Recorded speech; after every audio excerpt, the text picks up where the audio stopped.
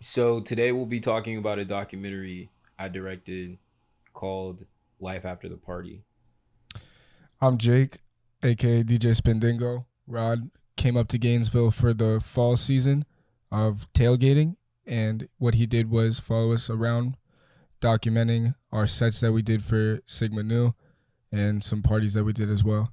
I thought the documentary itself was so powerful and so moving to me, especially, was because that not only did it show that we had a good time throughout the entirety of it, but it portrayed that DJing or people doing anything that they love, not it's not always gonna be like sunshine and rainbows and all that. Like everybody has feelings and like everybody goes through the things that they go through.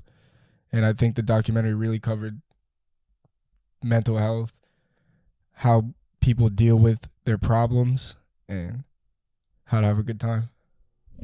Through all of that, you know, like it not only covers those topics, but I think it covers them in a very poetic way to where it's relatable and everybody goes through those types of things. And seeing you overcome it in the documentary is what makes it so special to me, also. Like portraying that reality and being real enough to open up Right. and to show how you feel, and then overcoming that by your love of music and by your DJing and by your occupation is one of the most beautiful things of the documentary, Right. honestly, because at the end of the day, everybody has those struggles, you know, Right. Yeah. and it's seeing you overcome it can help other people overcome it too, just in the same way Right. you did. Yeah.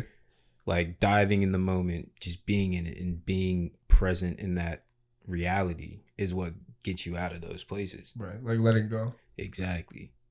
And that's exactly what can help someone else do the same thing. For sure. My favorite scene personally in the documentary was probably the house scene at the end of the film because I feel like it shows everything wrapped into one throughout the entire documentary at the end of the scene. I feel like truly it's such a perfect ending because it shows no matter what's going on or how you're feeling, show always goes on. You know what I mean? We still walk out and we still perform and have a great time doing it. I just feel there couldn't have been a better way to end the film. I think that scene is also pivotal because there's no resolve. Right. There's no like you get through it, it just goes on. Yeah. Like there's no hey, this is me overcoming. This is no. It's every time. It's a circle, bro. Exactly. Every time you walk on that stage, you're faced with the same thing. For sure. The fear of failure, the fear of like not being good enough. Like all of those things are going through your head.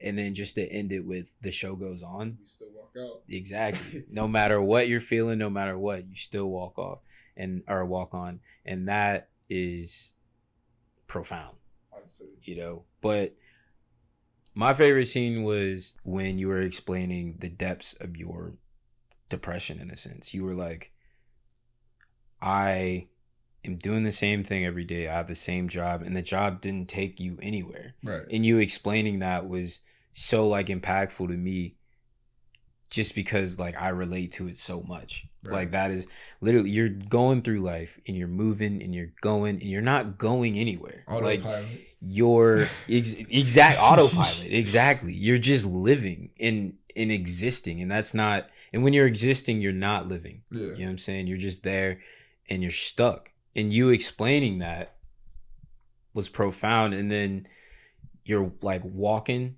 so it's Yeah. like it's kind of like walking in your shoes, you know what I'm saying? Right. That's the exact, that's what I wanted to portray from that Right. scene, where it Yeah. was like you're walking but nobody can walk in your shoes because your shoes are specifically made for you. Right.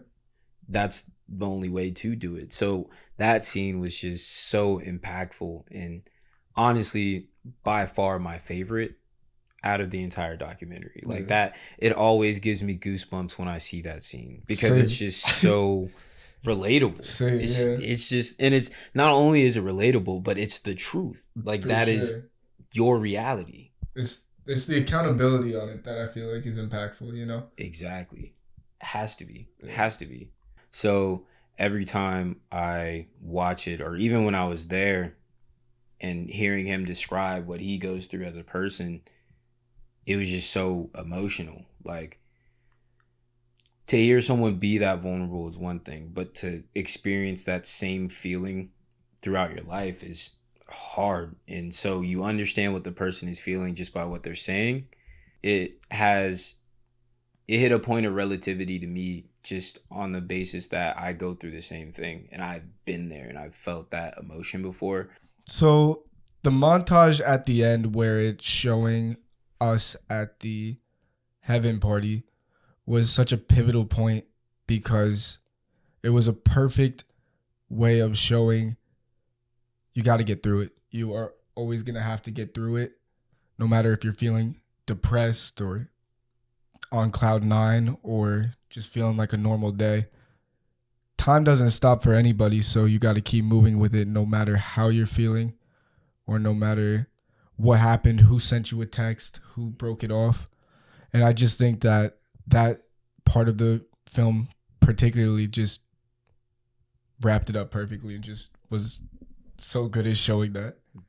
Like, just in saying that, I think that speaks to how powerful editing can be. For sure. And how it can, like, illustrate these very specific type of emotions. Right. And convey that, honestly. Because even when I was editing that, like, brought me to tears while I was editing. Because I was like, because the entire time you're talking about how you don't want to be the life of the party. Like, sometimes I don't feel like I am the life of the party. Right. And it's you...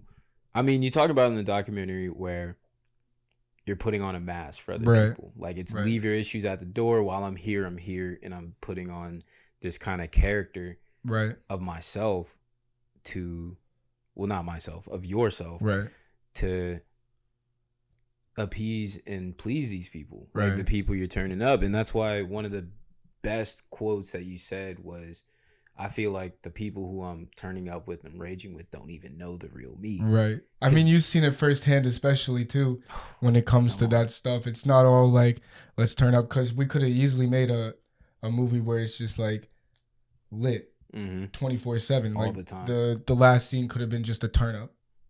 But that's why I think it's such a perfect ending and such like a good film overall, is because like it's deeper than that. Always. It's deeper than that. You see DJs, they're like, they don't have worries. You see like rappers on stage, they don't have worries. Everybody's got worries, bro. Everybody. Like, at the end of the day, you know, that's why it's called Life After the Party, because at the end of the day, you leave the party, you're still left with what you were dealing with before. Right. No matter how you compartmentalize, no matter how you like try to hide it or cope with it, like the same issues that were going on before are still happening. You can leave it at the door, but it'll be waiting for you at the door. It'll be waiting for you to pick it up. Like, honestly. And I think that in itself, like, is such a testament to the documentary. And I think the editing also betrays that too. Right. The way I tried to edit the documentary was specifically to elicit whatever emotion was being talked about by Jake. So when he would talk about like being in his head or being reclusive, the shot goes to a close-up just to portray that type of intimacy with him and his thoughts.